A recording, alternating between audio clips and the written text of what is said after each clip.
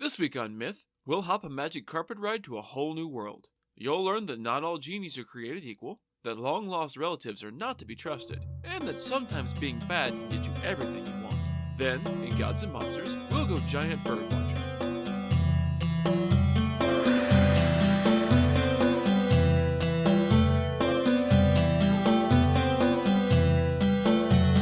This is the Myths Your Teacher Hated podcast, where I tell the stories of cultures from around the world in all of their original, bloody, uncensored glory. Modern tellings of these stories have become dry and dusty, but I'll be trying to breathe new life into them. This is episode 42, A Fiend Like Me. As always, this episode is not safe for work. I've been looking forward to this one for a while. I'm dating myself a little here, but I saw the 1992 Disney movie when it came out in theaters, and even wore blue grease paint to cosplay as the genie and seeing Friend Like Me at my 5th grade talent show. The fantastic animated feature was my, and many other people's, first introduction to this spellbinding tale of magic and romance. Although, as is always the case when we cover a Disney story, the original doesn't look all that much like the story we know and love. The story is one of the best-known folk tales from the classic 1001 Nights, also known as the Arabian Nights, that we first dove into back in episodes 22A and 22B. The only problem is that it wasn't actually a part of the original collection of tales, and is actually set in China in the earliest versions, although the setting is more consistent with the Middle East, so many adaptations place it there for consistency. Along with Ali Baba and the 40 Thieves, it's known as an orphan tale, with no authentic Arabian source. It only made its way into the 1001 Nights in Antoine Galad's translation from 1710.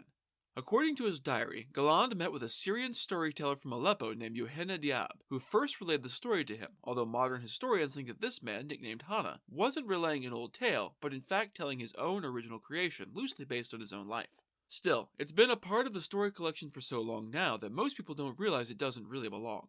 We'll be using the Andrew Lang translation from 1918, so come now, dear listeners, the lamp awaits. Once upon a time, there lived a poor tailor named Mustafa.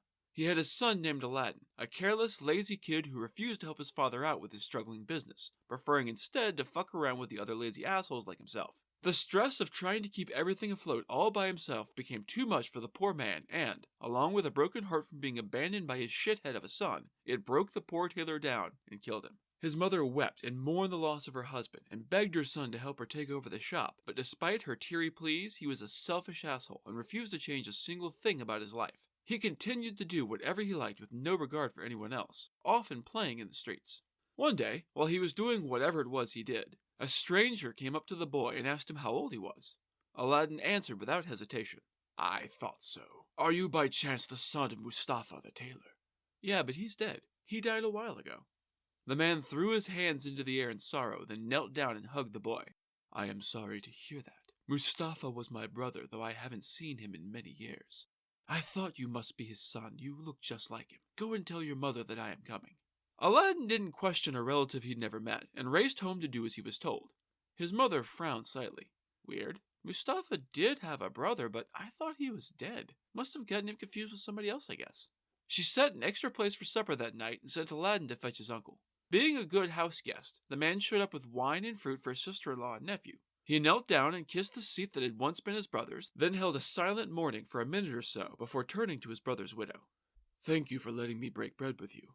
I've been out of the country for the last 40 years, and I haven't written you all the way I should have." He turned to Aladdin. "I'd like to make up for lost time, though, so tell me about yourself, Aladdin. What trade have you learned to help care for your family after my brother's passing?" Aladdin hung his head in shame at having no answer, and his mother burst into tears at this reminder of how stressed she was and how ungrateful and unhelpful her idle asshole of a son was.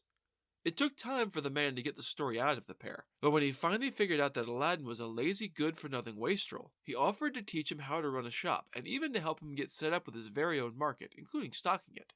The next morning, he took Aladdin out into the city with him to show him the sights. He began the day at a tailor's to get Aladdin a fine suit of clothes, since his dirty, tattered street clothes wouldn't do for running a shop. When they finally returned that night around sunset, his mother was shocked at the change in her son wrought by something as simple as new clothes. The next day, Aladdin was led into beautiful gardens a long way from the city gates. He and his uncle sat down by a fountain, and the elder man pulled a cake from a bag on his belt and divided it between them for lunch.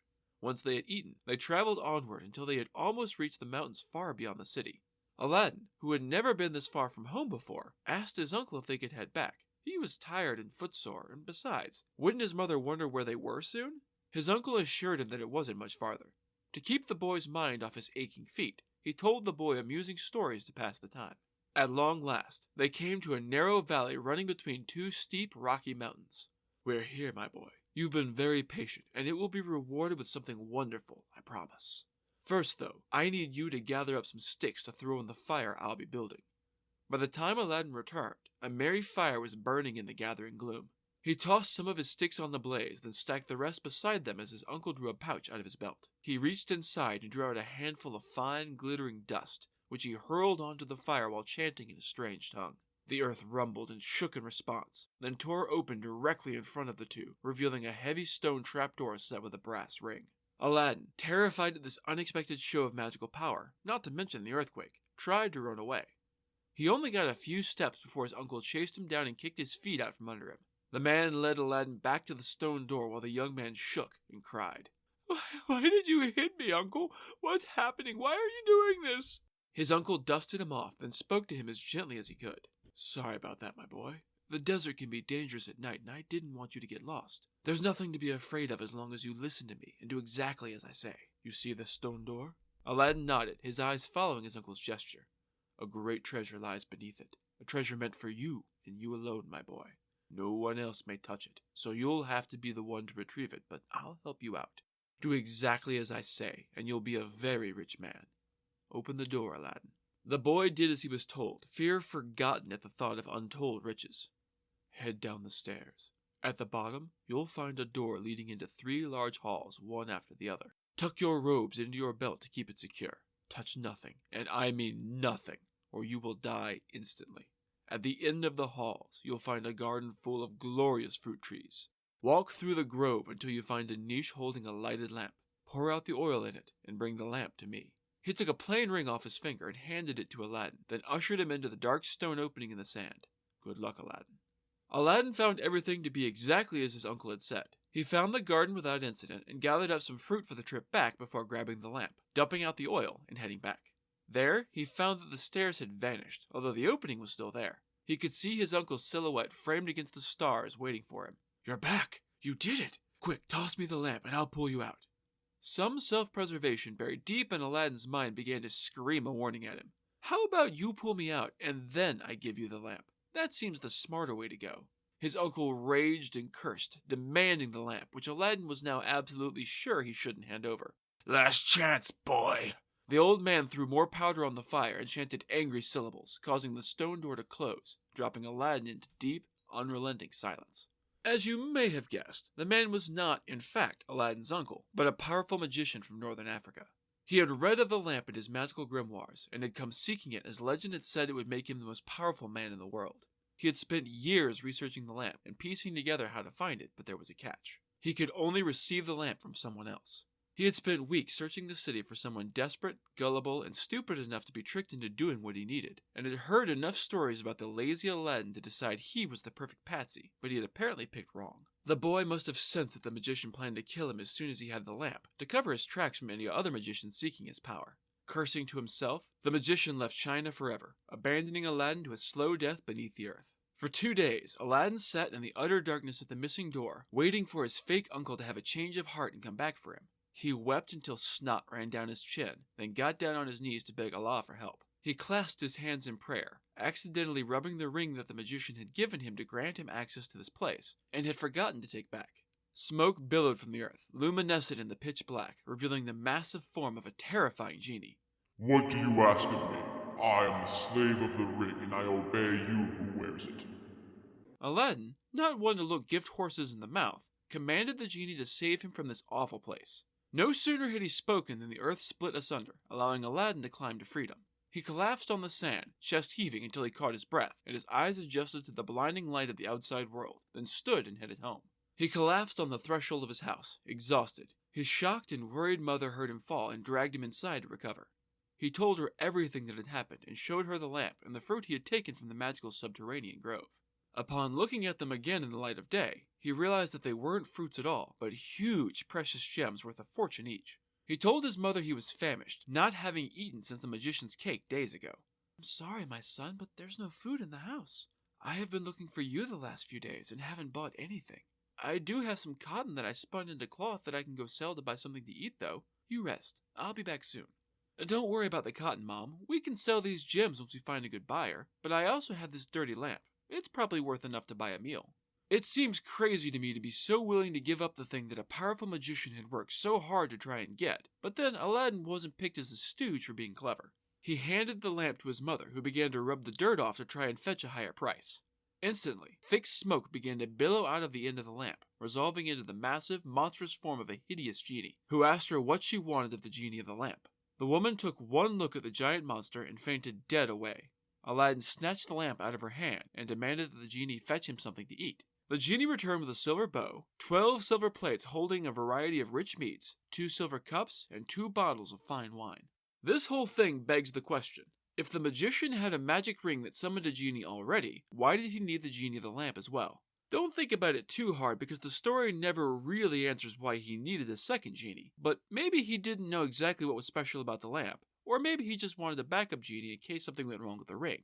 Probably, the lamp genie was just a lot stronger. There's some contextual evidence for this later. Pick whatever explanation you can live with and roll with it. Aladdin's mother soon woke from her faint, amazed to find such an incredible feast laid out for her. Where did this come from, my son? Don't worry about it, just eat. She was hungry enough from doing without for as long as she had. Running a business all by herself was difficult and not very prosperous, that she ate the meal with only a few suspicious looks. The two sat there, eating all day from breakfast until dinner, enchanted by the rich feast of foods they had never even dreamed of being able to try before. When they had both finally eaten their fill, Aladdin explained to his mother about the genies of the ring and the lamp. She begged him to sell the cursed objects, wanting nothing to do with the devils that had been bound to them.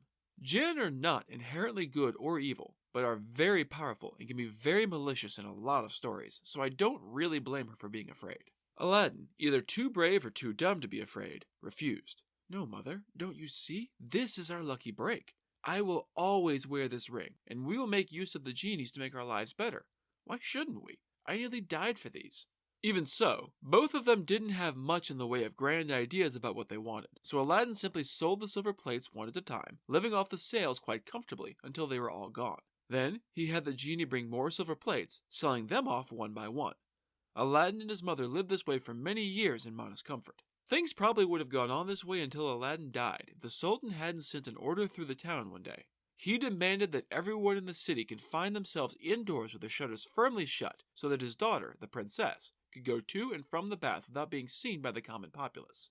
Now it seems to me that there are a lot of much easier ways to give a woman a bath in privacy with a lot less chance of something going wrong, but that's fairy tales for you. Aladdin, being impulsive, a little stupid, and now a hormonal teenager to boot, decided that fuck it, he needed to see this woman's forbidden face. Doing so would prove difficult, however. The princess never left the palace without her veil, so to see her naked face, Aladdin was going to have to be a little bit of a perv. He snuck down to the bathhouse on the day she was to visit and hid himself behind the door. He watched her through a small chink he had made as she entered and lifted her veil. She was absolutely stunning, and he fell in love with her at the very first sight. The story doesn't say, but I find myself wondering just how much of an eyeful Aladdin got before leaving. Based on everything we know about him, I suspect he's kind of a creeper and watched her nude up and bathe. When he finally made his way home, he was so changed that it worried his mother. He told her that he loved the princess so much that he could not imagine life without her. He intended to go to the Sultan and ask for her hand in marriage. This was a preposterous idea, and his mother burst out laughing, but the boy was serious, and he eventually convinced her to take his message. She took a napkin and filled it with the magical jewels from the garden beneath the desert to convince the Sultan that they were serious. They had been holding on to them just in case anything ever went wrong with their twin genies, but this was bigger. She went to the palace where the Grand Vizier and the lords of the realm were meeting in the Great Hall. She stood there as they filed in, and remained until they filed back out, but the Sultan took no notice of her. The council met every day for 6 days, and Aladdin's mother was there every day waiting patiently. When the council broke up on day 6, the Sultan pointed her out to the Vizier. That woman is here every day holding that napkin. Call her over tomorrow and find out what she wants. It's driving me nuts. The next day, she was summoned to the throne by the Vizier. She bowed and remained there, kneeling, until the Sultan spoke to her. Rise, good woman, and tell me what has brought you here. She hesitated, and so the Sultan cleared the room of everyone but himself, the Vizier, and the woman. Speak freely, and know that nothing you say will be held against you. She took a deep breath, and then told the Sultan that her son was desperately in love with his daughter, the princess. I told him he should just forget her, but he cannot. He sent me here to ask you for your daughter's hand. I fear that he would kill himself if I didn't come and ask you. He's mad with love, great Sultan. Please forgive him. The Sultan wasn't entirely sure how to respond to this odd information, so he ignored it. Okay, what's in the napkin? She unfolded it to reveal the impossibly brilliant and sparkling jewels inside. The Sultan was wealthy and powerful, but he had never seen anything as fine as the jewels in this woman's napkin. He was dumbfounded. What do you think, Vizier? Should we marry my daughter to someone who values her so highly? The Vizier had been quietly maneuvering to have his own son marry the princess and become Sultan for years now, and this was not a wrench he was prepared for. I think it unwise to be hasty, your highness. I advise you to grant the betrothal, but wait 3 months and see if anyone can top this offering for your daughter's hand. The Sultan, who apparently only cared about his daughter's price and not her happiness, which makes him very different from his Disney counterpart, agreed. The Vizier immediately began trying to figure out how to gather a more extravagant gift than the jeweled fruit for his son. Aladdin's mother was told to stay away until the 3 months was up and then come back to arrange the wedding to his daughter. It was an agony, but Aladdin managed to slog through 2 months without his beloved princess, whom he had never said a single word to mind. It was then that his mother had gone out into the city to buy lamp oil and found that a great celebration was just getting started in the city streets. Oh, what's going on? Why the party? You haven't heard? The princess is getting married tonight. The fuck? To who? Who else, woman? The Grand Vizier's son. She raced through the streets to find Aladdin and told him what she had learned. He collapsed into a heap of despair, then remembered that he had a magic fucking lamp at his disposal. He summoned the genie. What is thy will? The Sultan had promised to marry his daughter to me, but he's an untrustworthy asshole. She's going to marry the Vizier's son tonight, so tonight, I want you to bring the bride and groom here to me. At midnight, the genie transported the newly married couple, just now in their marriage bed for the first time, not even having had time to fuck their first fuck, into Aladdin's home. Awesome. Now take this newly married man and throw him out into the cold to freeze his dick off, then return at daybreak. The confused and more than a little terrified Vizier's son vanished at Aladdin's command. The young man then approached the terrified, naked princess in her bed. Don't be afraid, princess. You're safe. Your father promised me that you and I would wed, but he has broken that promise. You are my wife regardless, and no harm shall come to you. Quite reasonably, this did fuck all to reassure the woman who had just been magically kidnapped, naked, to the home of a strange man she had never met, and had her new husband vanish to God knew where. She spent the most miserable, agonizing night of her life, and that's not me extrapolating. The story is very clear that she's not at all on board with this Aladdin asshole, next to the soundly sleeping body of her kidnapper. She was too afraid of what he would do if she was caught fleeing to even move, so she stayed there, shivering with fear, the whole sleepless night. The story doesn't say whether Aladdin tried to force anything sexual with her, but given his character and his sense of entitlement to her as his bride, I wouldn't put it past him. At daybreak, the genie returned the shivering groom and the terrified bride back to the palace in their bed. No one in the palace was any the wiser. Soon thereafter, the Sultan came in to wish his daughter and his new son-in-law congratulations on their wedding and their consummated marriage, but the scene he walked into was not the one he had expected. The Vizier's son had squeezed himself into the best hiding place he could find in the room, and the princess was too terrified to say a word about what had happened. The Sultan, realizing he was out of his depth, sent for her mother. He left the two of them alone in the sitting room. The Vizier's son still hadn't come out of hiding. What happened, my daughter? Why will you not speak to your father? The princess finally gathered up enough courage to tell her mother what had happened, which her mother didn't believe a single fucking word of. Who would? It's an absurd tale if you don't already know the backstory. She assured her daughter that it was just a very bad, very weird dream, although the princess goddamn well knew better. The next night, a tremulous couple went to bed and were again yanked out of the castle by Aladdin's genie. They passed another awful night the same way they had, and were returned again to the castle in the morning, where the traumatized princess again refused to speak.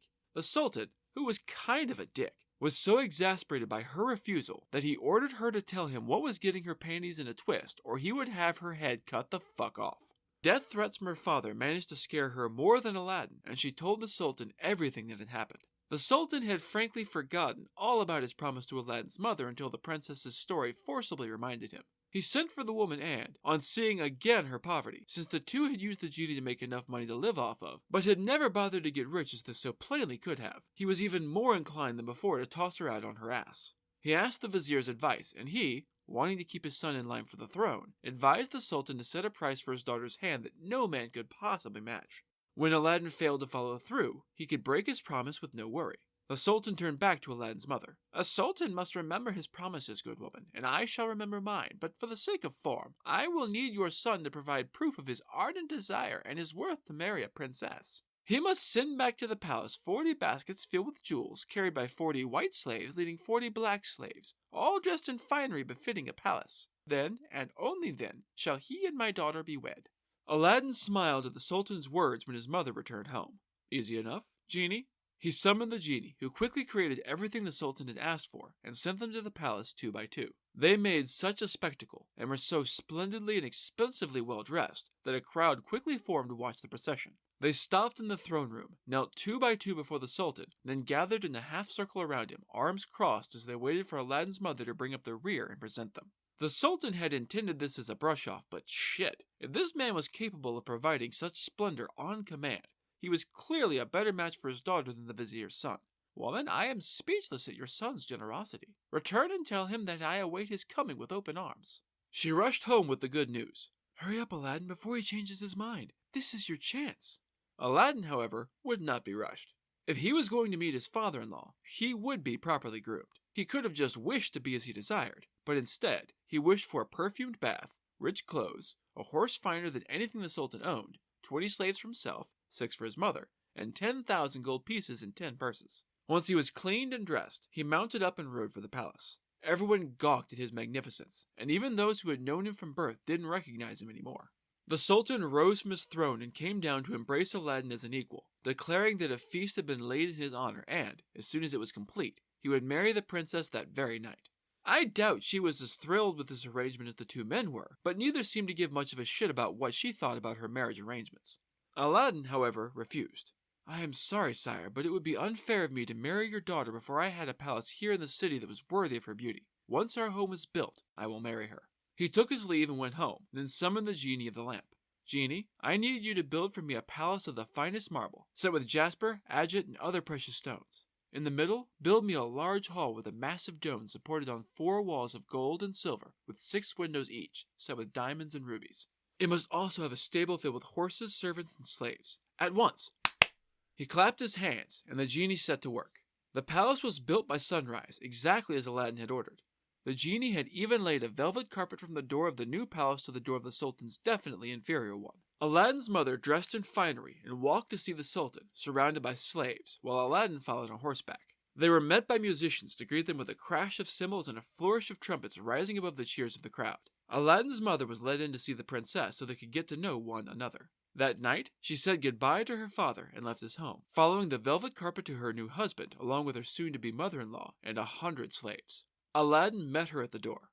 The story says she was charmed by the sight of him, but given the abject terror she's had at his hands the previous 2 nights, and the several gratuitous displays of wealth and power Aladdin has provided, I'm guessing she's doing everything in her power to put a brave face on her fear, knowing that Aladdin is absolutely powerful enough to do whatever the fuck he wants with no repercussions, so she'd better make sure she stays on his good side. Aladdin's not exactly a hero in this story, is he? He kissed her hand as she approached. "Princess, I apologize for my behavior before. If I have offended you, blame it on your beauty." Which is a total bullshit apology. She told him that, having laid eyes on him, she gladly obeyed her father in this matter, which isn't exactly an acceptance of his half-assed excuse for an apology, but Aladdin was pompous enough not to notice. They walked together to the Sultan's palace to be officially married, and then returned to his great hall, where a magnificent wedding feast had been laid out for just the 2 of them. They ate, drank, and danced until after midnight, then went to bed to consummate the marriage. The next day, Aladdin rose and went to meet the Sultan. He gave his new father-in-law a tour of his palace. He was duly awed by the sight of the 24 windows set with diamonds, rubies, and emeralds, but he noticed that one window was without stones. "I say, my boy, why are there no gems in that last window? Was it an accident? Were they stolen, perhaps?" Aladdin shook his head. "No, sir, it was deliberate. I wished your majesty to have the glory of finishing your daughter's new home." The Sultan thought this a fine gesture, and rushed home to summon the best jewelers in the city. He showed them the windows and ordered them to finish it to match all the rest. The merchants spoke amongst themselves, and a reluctant spokesman was chosen. "Sire, we can't possibly get enough jewels to do that." The Sultan told them that they could use his own gems and set them to work.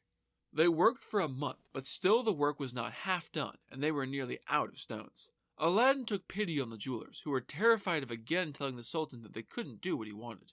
He had them pull the gems back out of the window and take them back to the Sultan. Then he had the genie finish the window.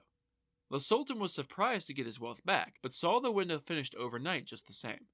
When he came back to the palace, the vizier was mulling everything over. It's sorcery. It must be. Why, the window was the thing that tipped the vizier off, and not, an entire motherfucking palace of gemstones and precious metals appearing over fucking night is beyond me, but hey, at least he finally figured this shit out. Meanwhile, Aladdin was quickly winning the hearts and minds of the people through his generosity and benevolent attitude. He was made captain of the Sultan's armies, actually succeeding in winning several battles for him. Despite his elevated status, he remained a poor boy at heart, and remained friendly and courteous with the common people in a way that the rest of the royal house simply couldn't. His life passed in peace, ease, and contentment for several years. Unfortunately, Aladdin was a victim of his own success, and word of his fame spread far and wide, eventually reaching distant Africa. The magician heard word of this magnificent prince who had risen out of nowhere and became suspicious. Through the power of his mystical arts, he looked into the mystery prince and discovered that the stupid pawn he had left to die in that magical cave had somehow escaped and used the genie to great effect to become wealthy and marry a princess. His heart seethed with jealousy, and he resolved to steal back the lamp that should have been his by right of having tried to betray someone to death for it first. He rode day and night until he reached the capital. He heard people talking about Aladdin's incredible, impossible palace, even now, years after it had been built. He stopped someone in the street. "Pardon my ignorance, sir. I am new in town. What is this palace you speak of?" "You haven't heard of Prince Aladdin's palace? It's only the greatest wonder of the world. You simply have to see it." He followed the man's directions to the incredible palace. It took him just moments to realize that there was no way this palace could have been raised by anything but a genie. Rage and envy washed over him in waves. He was half mad with it, and he swore that he would have the lamp from that shithead Aladdin and plunge him back into the abject poverty he had come from. And you probably thought it was going to be the vizier swearing revenge, didn't you? It so happened that Aladdin had gone hunting and wouldn't be back for 8 days. The magician dry washed his hands evilly. That would be plenty of time. He bought a dozen bright, shiny lamps and piled them in a basket. He dressed humbly and went to the palace crying, "New lamps for old! New lamps for old!" He was soon followed by a large, jeering crowd shouting insults at this obviously insane man offering brand new lamps for shitty ones. The princess was sitting in the great hall of the 24 jeweled windows and could hear the noise from the square. She sent a slave out to see what the commotion was all about. The slave came back laughing, which mystified the princess. "What the hell is so funny?" "Mistress, it's just too funny. There's a crazy old man out there offering to exchange fine new copper lamps for beaten up old ones. What a terrible business model." From an adjoining room, one of the slaves called out, "There's a really old beaten up one in a little niche back here. We should trade it for a nice new one since it's free. Why turn down free money?" The princess, who had no idea where Aladdin got his power and wealth, figured why the hell not. She sent the slave back with the magic lamp to trade for a common one. The magician snatched it out of her hands, trembling with excitement, and told the slave to take any lamp she liked in exchange. Once she went inside, he headed for the gates, no longer crying about his lamps because who gave a fuck? He had what he wanted. He left the city and found a quiet, isolated place after sundown to summon the genie, who appeared from the lamp exactly as his books had said it would. "Genie, take me back to a lonely place in Africa near my home, and bring the princess and the palace with me." The next morning, the Sultan looked out the window towards Aladdin's palace, only the palace wasn't where it was supposed to be. As suddenly as it had appeared in the first place, it had vanished. He sent for the vizier to ask what the fuck had happened to the palace and his daughter. "Honestly, your highness, I have no fucking idea, but I bet it's sorcery. It's always sorcery." I mean, he's not wrong. The Sultan, who had refused to believe the vizier when a giant fucking palace made of more gold and precious stones than he had ever seen in his life appeared overnight, realized that when the same palace disappeared overnight, that it did, in fact, have to be sorcery. He sent a group of guards to seize Aladdin and drag him back in chains. The guards found him riding back to where he thought home was, seized him, gagged him, and made him walk behind him as they rode slowly back. A crowd gathered immediately, angry at the mistreatment of the one member of the royal house they actually liked.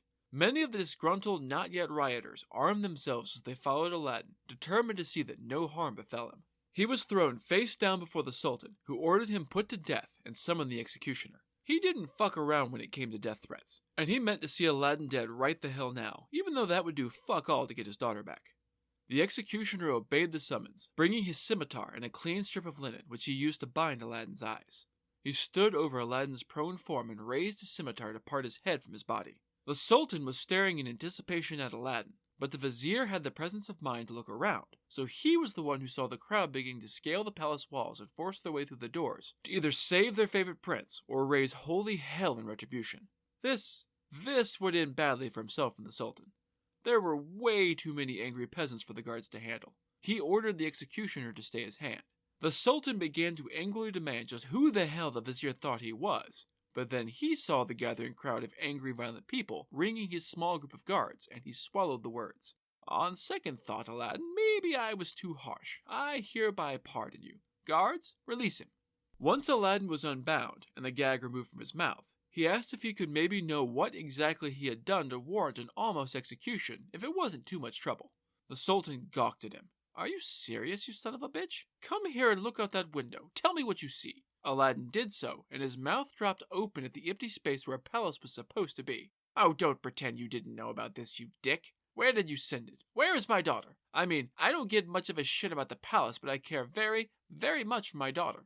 Either bring her back, or I really will have you executed. Angry crowd be damned.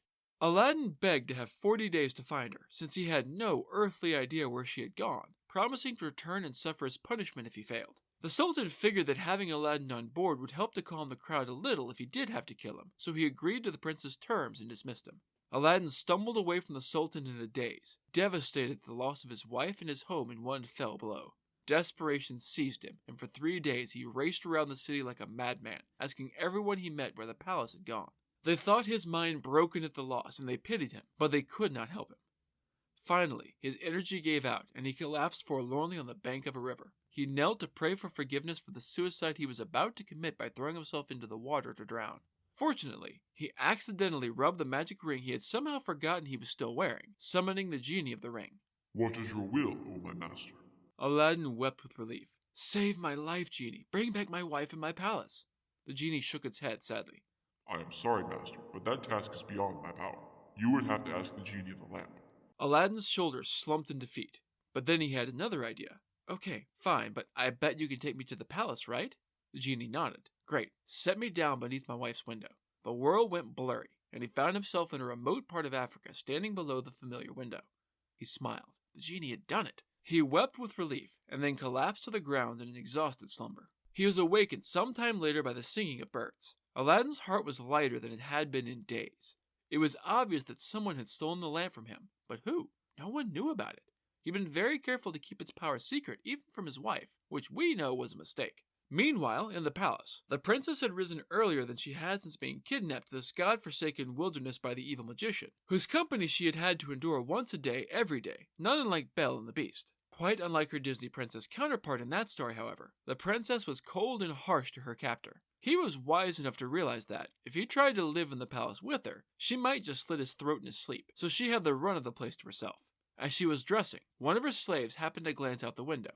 She gasped in shock at the sight of Prince Aladdin, drawing the princess's eyes. She flew to the window and threw it open, drawing Aladdin's attention. She called him to come up to her, overjoyed to see the face that, despite their fairly rapey beginning, she had become quite fond of. The story says they were deeply in love by now, and who knows, maybe they were. Either way, he raced to hold her and kiss her. Princess, before we speak of anything else, I need you to tell me what happened to that beat-up old lamp that was sitting in that little niche. It's crazy important, and I don't have time to explain why.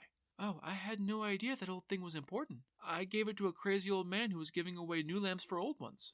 She told him the whole story, and, by the end of it, Aladdin had come to the conclusion that the old man must have been the African magician who had tried to use him all those years ago. The princess told him that the magician always carried the lamp with him. I know because he pulled it out of his robes once to show me, not that I knew why I should care. He wants me to break my vows to you and marry him instead, claiming that my father beheaded you, which I know is ridiculous. He is constantly talking shit about you to try and drive a wedge between us. And I respond only with fury and tears, but I was beginning to worry that he was losing patience and would beat me until I agreed, or maybe just rape me and forget about marriage altogether. Aladdin decided not to bother her with how close he had come to actually getting beheaded by her father. There were more pressing matters. He told her to wait for him, and then headed out into the tiny town adjacent to the majestic palace. He traded clothes with the first person he found, who was only too happy to trade rags for finery, and found a merchant selling a particular powder that he needed, then returned. The princess let him in through a side door. Put on your most beautiful dress and, when the magician comes to see you tonight, pretend you've had a change of heart. Be all smiles and coos and lead him into thinking you have given up on me. Invite him to dine with you and say you wish to taste the local wines. He'll have to go get some, and when he's gone, put this powder in his cup." She did exactly as instructed, dressing in a silk dress and a tiara of solid diamonds, and looking more beautiful than she had since being kidnapped, although more than a little of that might have been the newly blossoming hope. She threw her arms around the magician's neck as he walked in the door that night. "If Aladdin were still alive, he'd have come for me by now, so fuck him. Tears won't bring him back. Besides, you're a handsome man yourself. Maybe you'd like to stay and have dinner? I'd love to try some of the wines from your home country. I'm tired of everything in my own cellar." The magician never questioned this sudden change of heart, being entirely arrogant enough to believe that a grieving widow could flip a switch and throw herself at the asshole holding her captive. The magician flew out of the castle to go and find the best possible wine to get this gorgeous lady drunk and pliable. He's not a scrupulous man, leaving the princess alone to plant the powder in her own cup. After he poured, she handed the magician her own cup, saying it was a sign of her newfound commitment to him. He accepted it gladly and toasted her beauty. It was clear he was winding up for a long-winded, flowery speech, so she cut him short. "Let us drink a little, get a nice buzz going, and then I can properly bask in your words." She placed his cup to her lips, not drinking anything. No sense in risking whatever magical shit the magician might have tried to slip her, while the magician drained his to the dregs. He lowered the cup, smiled oddly, then dropped bonelessly to the floor. His head hit the stone with a sickening crunch, leaving him double dead.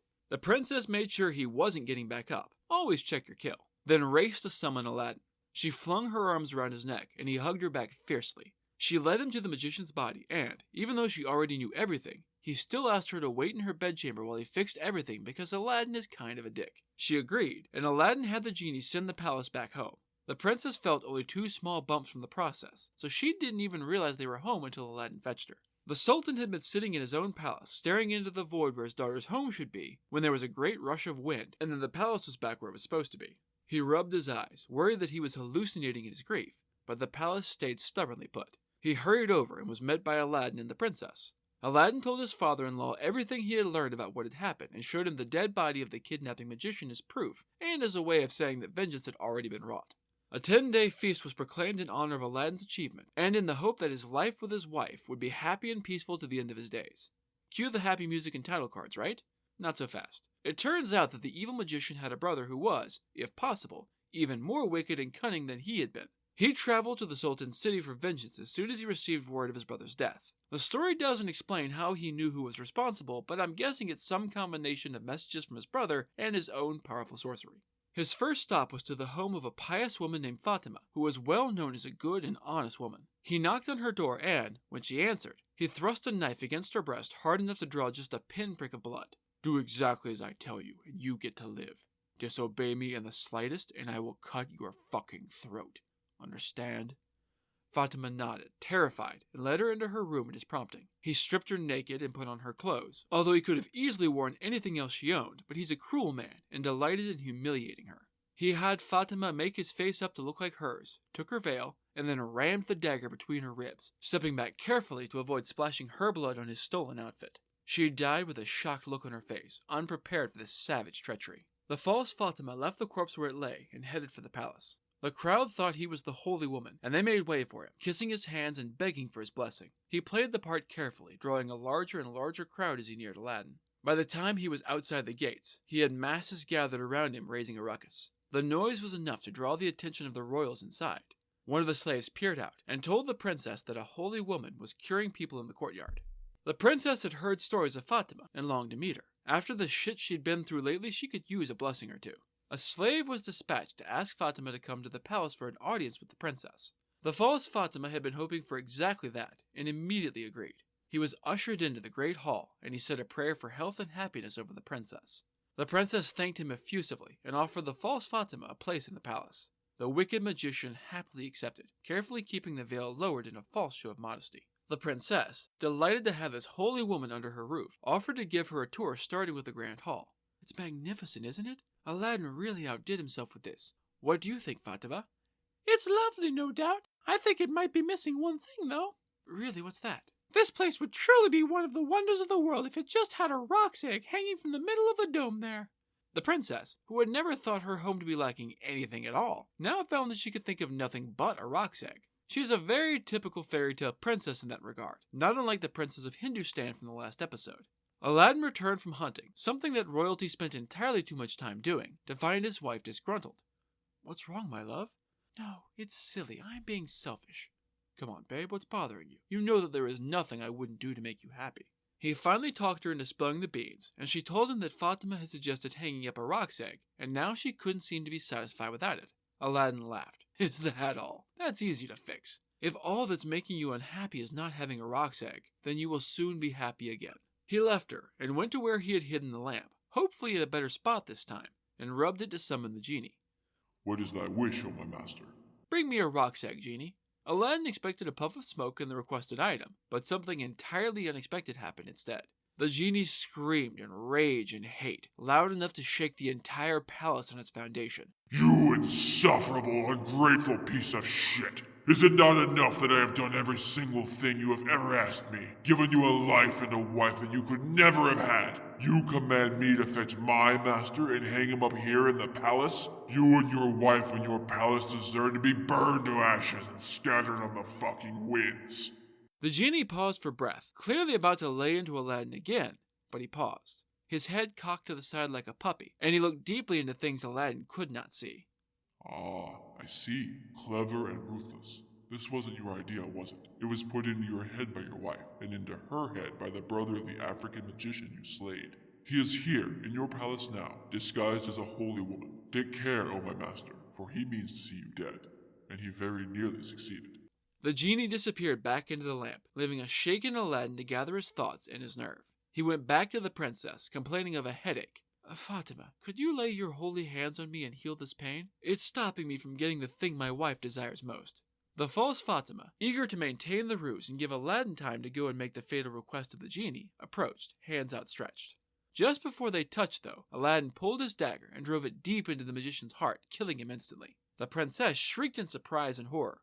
What have you done? Aladdin, you have slain a holy woman. We are surely damned. Aladdin pulled back the veil, revealing the magician's face. Not exactly, my love. This is not Fatima, but an impostor. The evil magician's brother sought revenge. He killed Fatima and took her place. He is the man I have killed. Reassured, the princess held her husband to her tightly, glad for his safety. After this, the magician had no more evil relatives, and so the couple lived in peace and prosperity thereafter, taking the throne and the title of sultan after his father-in-law's passing. He reigned for many years and left behind him a long line of kings. This is another of the classic tales where I can totally understand why Disney pared down the source material. It's a complicated, convoluted story full of some needless twists and a hero who is hardly heroic. Aladdin starts out as lazy and self-centered, unconcerned about who gets hurt as long as he gets what he wants, and that never really changes. He's kind of an unlikable protagonist, unlike the Disney version who's charmingly self-effacing. The vizier, evil magician, other totally different evil magician all get rolled into one evil character and are defeated with a little less murder. But now it's time to say goodbye to Agrabah and hello to Gods and Monsters. This is a segment where I get into a little more detail about the personalities and history of one of the gods or monsters from this week's pantheon that was not discussed in the main story. This week's monster is the Roc. Mentioned very briefly in this tale, as well as two other stories from 1001 Nights, the Roc is a massive mythical bird from several Middle Eastern mythologies and folk traditions, and likely has its origins in the Hindu myth of a fight between the solar bird Garuda and the chthonic or subterranean human serpent monster Naga, as well as the story of Garuda carrying off an elephant battling a crocodile from the Sanskrit epics, the Mahabharata and the Ramayana. The Roc was massive, said to be large enough to carry off an elephant in either talon. In some stories, the Roc will carry the elephant up, drop it, and eat the resulting bloody mess. Its shadow can plunge entire kingdoms into darkness, and the beat of its wings was said to create gusts of winds more powerful than a cyclone. Physically, it looks a lot like a giant eagle. Think the eagles from Tolkien's Lord of the Rings, but bigger, with an estimated wingspan of 48 feet or so thanks to stories from Marco Polo, famed explorer and fun pool game. Polo claimed that he smelled what the Roc was cooking on Madagascar from somewhere in the south, and that the Great Khan of China sent messengers to the island, who returned with a feather, although modern historians suspect it was actually a raffia frond, a type of palm native to the southern islands. However, the most famous examples of the Roc come from the stories of Sinbad the Sailor in the 1001 Nights. During its second voyage, the Roc appears on a tropical island, tying in with Polo's account and giving Madagascar a reputation for being home to giant mystical birds. Given how little the story bothers to explain, by which I mean not at all, you're probably wondering what the fuck got the genie's feathers so ruffled by the request for a roc's egg. I mean, it's not like Aladdin wished for more wishes, or for the princess to fall in love, or any of the limitations on the genie's power that Disney invented for the sake of narrative, so what gives? None of the other stories of the Roc involve the jinn in any way, so why was the genie so mad about it? Now, given that Hannah probably made this story up himself, it's entirely possible that he just made up some bullshit about the rock without knowing what the fuck he was talking about. But there is one possible explanation for what happened, courtesy of research from writinginthemargins.com. It all links back to the stories of the Simurgh, a Persian giant bird monster also capable of carrying off elephants in its talons. Iranian legends say that the Simurgh is so old that it has seen the world destroyed and remade 3 times over, and is so wise as to be nearly all-knowing. Some tales have it plunging voluntarily into flames to be reborn from the ashes like the legendary phoenix. It is a being of healing and purity which bestows fertility, purifies unclean things, may have taught humans how to perform the cesarean section, and represents the boundary between earth and sky. The Simurgh got mixed and mingled with other giant birds of legend, including Garuda and the Roc, which sounds like an awesome buddy cop movie starring Dwayne Johnson. The eggs of the Roc are said to grant eternal life and youth, and are highly sought after, which is why Sinbad wants one. The Jinn are creatures of shadow and flame, similar in kind to angels and demons, with powers far beyond those of humans. They can be good or evil, but as we saw back in episodes 22A and B, they were bound by King Solomon, which is probably how the two in Aladdin ended up stuck in a ring and a lamp. In the Iraqi history Maruj al-Dabab, or the Meadows of Gold, the first ibises, marids, and ghouls, all varieties of jinn, are said to be hatched from the eggs laid by a bird-styled Jan, a precursor of the jinn, leading her to be styled as the Prince of the Jinns, which would explain why a rock egg could have caused such a ruckus. Of course, that's all just speculation. It could just be some nonsense made up by a silver-tongued liar in the deserts of Syria. That's it for this episode of Myths Your Teacher Hated. Keep up with new episodes on our Facebook page, on iTunes, on Stitcher, on TuneIn, and on Spotify, where you can follow us on Twitter as @HardcoreMyth, and on Instagram as MythsYourTeacherHatedPod. You can also find news and episodes on our website at MythsYourTeacherHated.com. I want to thank Winsong3099 for the review on iTunes. These reviews really help increase the show's standing and let more people know that it exists. If you have any questions, any gods or monsters you'd want to learn about, or any ideas for future stories that you'd like to hear, feel free to drop me a line. I'm trying to pull as much material from as many different cultures as possible, but there are all sorts of stories I've never heard, so suggestions are appreciated. The theme music is by Tiny Cheese Puff, whom you can find on Fiverr.com. Next time, we'll stick with our theme of deserts and dicks. You'll learn that all hippos look alike, that people have always done weird things with their penises, and that you should never piss off the sun. Then, in Gods and Monsters, we'll meet a baboon with a truly massive erection. That's all for now. Thanks for listening.